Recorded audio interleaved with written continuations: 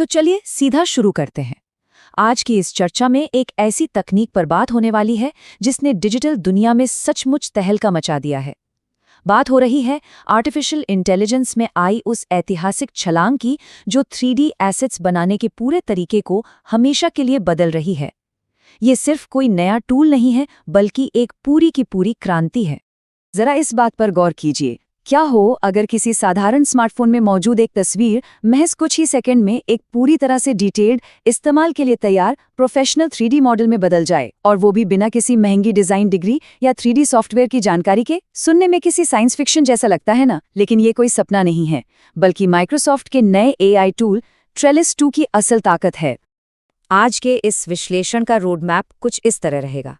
सबसे पहले 3D content की ऐतिहासिक समस्या को समझेंगे, फिर माइक्रोसॉफ्ट ट्रेलिस पॉइंट 2 से परिचय होगा।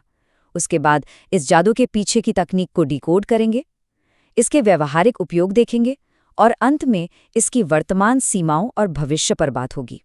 तो पहला पड़ाव है 3D कंटेंट की समस्या और डिजिटल निर्माण की ऐतिहासिक लागत। देखा जाए तो आज 3D कंटेंट हर जगह है, वीडियो गेम से लेकर ई-कॉमर्स वेबसाइट्स तक, लेकिन ऐतिहासिक रूप से इसे बनाना क्रिएटर्स के लिए एक बहुत बड़ी रुकावट रहा है। आइए देखते हैं क्यों। ये टाइमलाइन उस दर्दनाक और धीमी वास्तविकता को दिखाती है जिसका सामना हर 3D आर्टिस्ट को करना पड़ता है। एक साधारण प्रोजेक्ट शुरू करने के बाद सिर्फ एक बेसिक मैश यानी ढांचा तैयार करने में ही 40 घंटे तक का समय लग सकता है।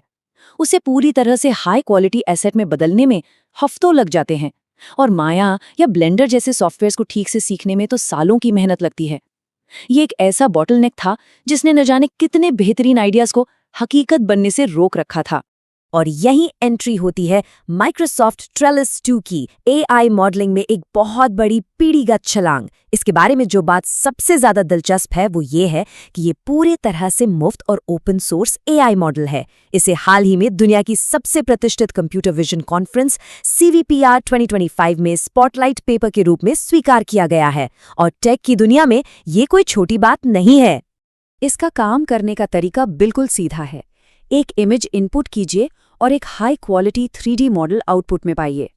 ये कोई मार्केटिंग गिमिक नहीं है, यह सच में एक बेहद एडवांस सिस्टम है जो तुरंत टेक्सचर के साथ ज्योमेट्री जनरेट कर सकता है। मतलब सिर्फ एक 2D फोटो और आउटपुट में पूरा का पूरा 3D एसेट तैयार। अगर वर्जन 1 और वर्जन 2 की तुलना करें तो ये छलांग साफ दिखाई देती है। पैरामीटर्स 2 बिलियन से बढ़कर सीधे 4 बिलियन हो गए हैं। इसे ऐसे समझ सकते हैं जैसे किसी साधारण स्मार्टफोन कैमरे से सीधे प्रोफेशनल DSLR पर अपग्रेड करना। जहां पुराना वर्जन केवल आंशिक मटेरियल बना पाता था, वहीं नया वर्जन फुल PBR जनरेट करता है, और स्पीड मैश कन्वर्जन 100 मिलीसेकंड से भी कम समय में। साथ ही MIT लाइसेंस के तहत होने के कारण इसका कमर्शियल उपयोग बिल्कुल मुफ्त में किया जा सकता है। तकनीक को समझना, इस जादू के पीछे का इंजन आखिर है क्या? चलिए अब उस जटिल आर्किटेक्चर को थोड़ा आसान भाषा में डिकोड करते हैं जो सेकंडों में इस 3D जनरेशन को मुमकिन बनाता है। पुरानी तकनीकें, जिन्हें आइसोसर्फेस फील्ड्स कहा जाता था, वो बंद आकारों के लिए तो ठीक थीं, लेकिन खुले या ट्रांसपेरेंट आकारों में पूरी तरह फेल हो जाती थीं। ट्रेलिस 2 ने इसका समाधान O-वोक्सेल से किया है। ये एक field free sparse voxel structure है। इसका सीधा सा मतलब है कि मॉडल केवल वहीं डेटा स्टोर करता है जहां वास्तव में कोई ऑब्जेक्ट मौजूद है। हवा या खाली जगह पर मेमोरी बर्बाद नहीं होती। इसीलिए ये बुनी हुई टोकरी या ट्रांसपेरेंट कांच के फूलदान जैसी जटिल चीज़ों को भी बड़ी आसानी से हैंडल कर लेता है। इस AI का असली दिमाग 4 अरब, जी हाँ 4 बिलियन पैरामीटर्स वाला एक विशाल फ्लो मैचिंग ट्रांसफॉर्मर है।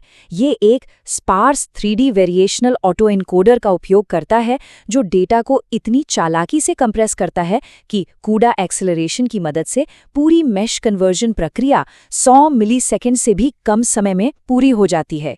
जो काम करने में इंसान को 40 घंटे लगते थे, वो अब पलक झपकते ही हो रहा है।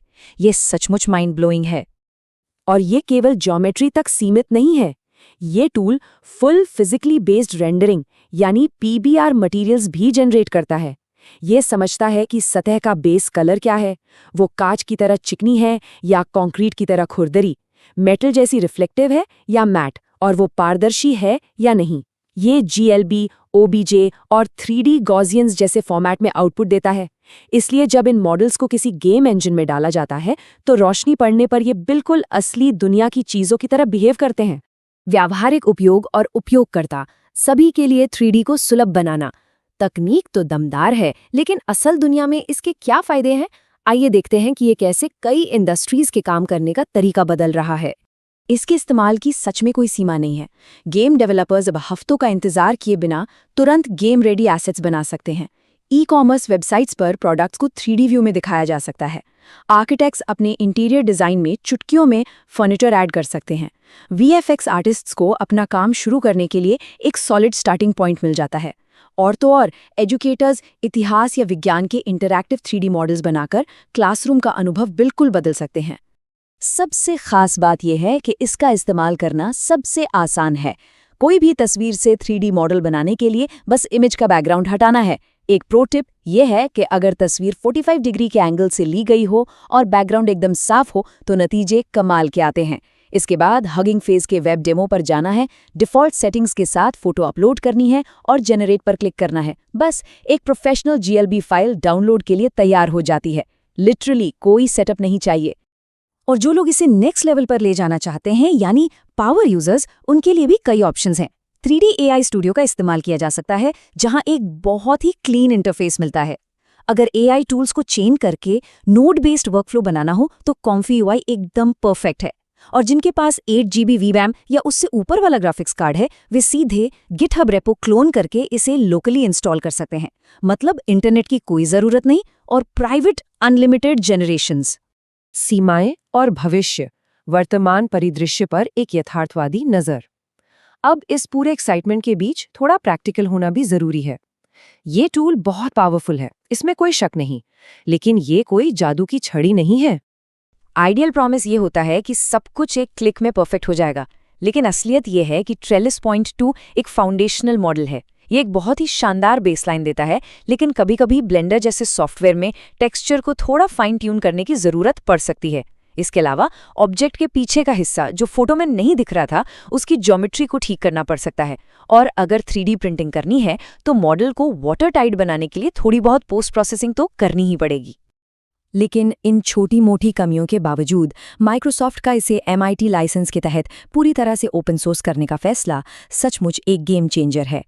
माइक्रोसॉफ्ट ने सिर्फ टूल नहीं दिया, बल्कि पूरा ट्रेनिंग कोड मुफ्त में बांट दिया है। इसका सीधा मतलब है कि दुनिया भर के रिसर्चर्स इसे मेडिकल इमेजिंग या इंडस्ट्रियल डिज़ाइन जैसे खास फील्ड्स के लिए फाइन ट्यून कर सकते हैं। ये सिर्फ एक प्रोडक्ट रिलीज नहीं है, ये एक पूरे इकोसिस्टम की नींव है। तो इस पूरी चर्चा के अंत में एक बहुत ही गहरा सवाल सामने आता है। अब एक अकेला क्रिएटर क्या क्या बना सकेगा जब उसके पास 50 लोगों की स्टूडियो जितनी प्रोडक्शन पावर आ गई है? जब इतने पावरफुल 3D टूल्स बड़े स्टूडियोज से निकलकर इंडिपेंडेंट क्रिएटर्स और छोटे व्यवसायों के हाथों में आ गए हैं, तो इनोवेशन की कोई लिमिट नहीं बचेगी। ये 3D AI क्रांति का सिर्फ पहला चैप्टर है। आगे आगे देखिए क्या क्या नई चीजें देखने को मिलती हैं। आज के इस विश्लेषण में बस इतना ही।